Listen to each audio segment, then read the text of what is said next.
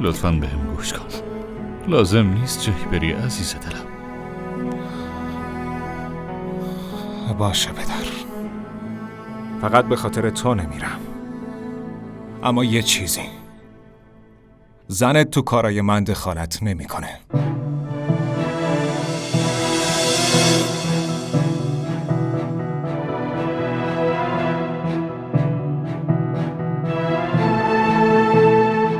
اگه خواستم رو قبول کنی میمونم. بسیار خوب پسرم، اون دیگه دخالت نمیکنه.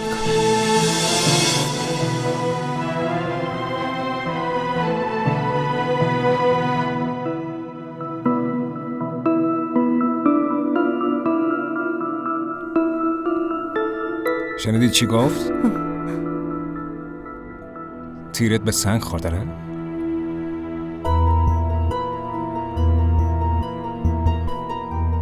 فکر کردی از اینجا میرم تا برای خودت سلطنت درست کنی؟